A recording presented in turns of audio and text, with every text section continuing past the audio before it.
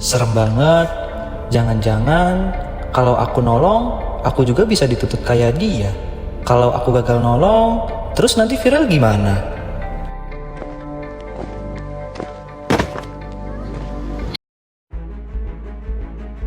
Henti jantung yang terjadi di luar rumah sakit merupakan masalah serius dengan kejadian global sekitar 55 per 100 ribu orang per tahun.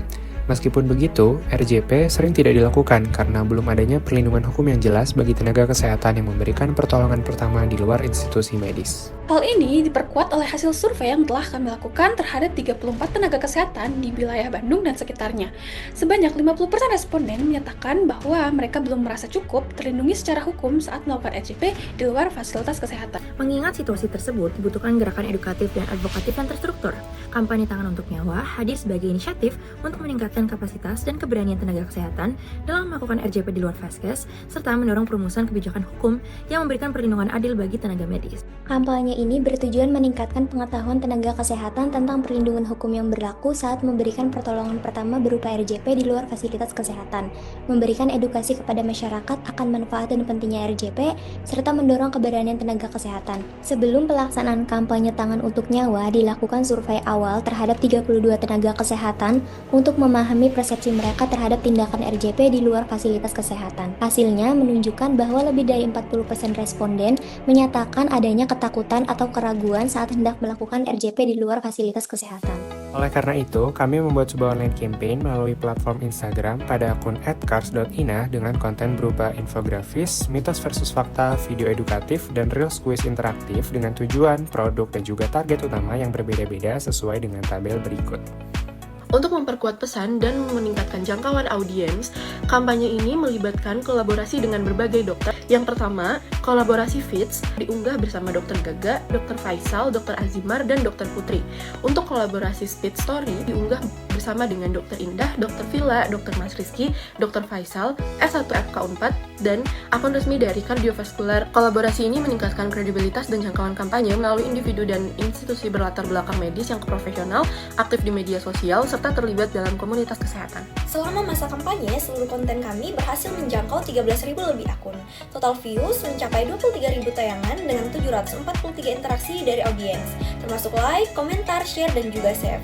Sebanyak 4 dari 5 konten berhasil melampaui target engagement rate 5%, dengan konten mitos fakta mencetak angka tertinggi yaitu 10,83%. Akun kampanye juga mengalami pertumbuhan dengan 37 pengikut baru selama periode unggah.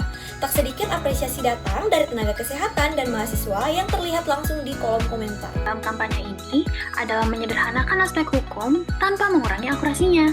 Konten juga harus disesuaikan dengan karakter audiens, yaitu singkat dan jelas untuk tenaga kesehatan, namun tetap mudah dipahami oleh masyarakat umum. Dari proyek ini, kami belajar bahwa kolaborasi yang solid dan komunikasi digital yang efektif sangat menentukan keberhasilan kampanye.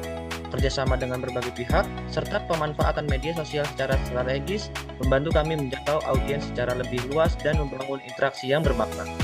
Mari berani bantu karena satu tangan kita bisa selamatkan banyak nyawa. Ini kenapa deh, Pak?